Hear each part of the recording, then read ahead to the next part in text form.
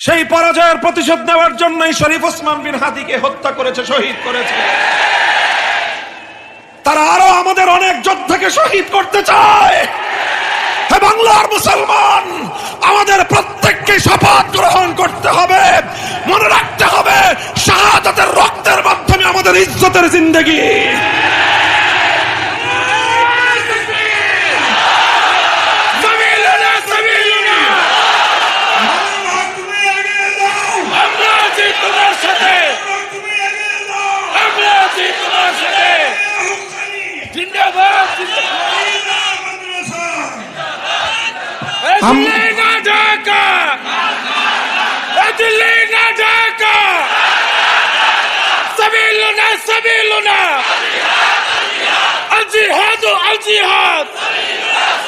মুহতারাম হাজিরিন, ইনশাআল্লাহ এই প্রজন্ম, আজকের নতুন প্রজন্ম, মাদ্রাসা, স্কুল, কলেজ, ভার্সিটির কোনো ভেদাভেদ নাই।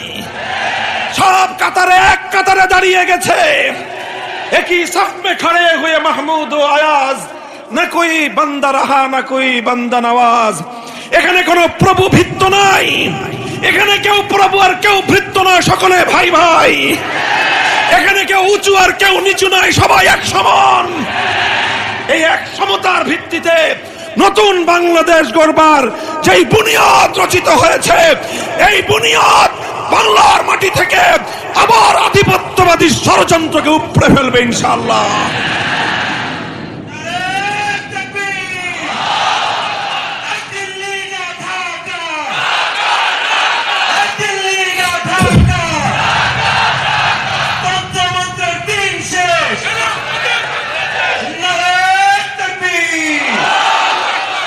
তারা একে একে যারা ইসলাম এবং মুসলমানদের এই দেশে সম্মান এবং গৌরব আর মর্যাদা চায়, এই দেশ তার আপন স্বকীয় শক্তিতে মাথাও চারা দিয়ে উঠুক, মাথা উঁচু করে দাঁড়াক, এটা যাদের মাধ্যমে এই দেশের মানুষ, যুব প্রজন্ম যাদেরকে কেন্দ্র করে স্বপ্ন দেখে, ওরা একে একে প্রতিটি মাথায় গুলি করার টার্গেট নিয়েছে।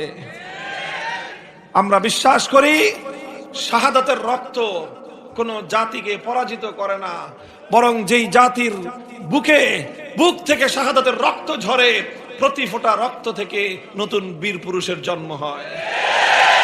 শরীফ ওসমান বিন হাদি শাহাদাত বরণ করেছে।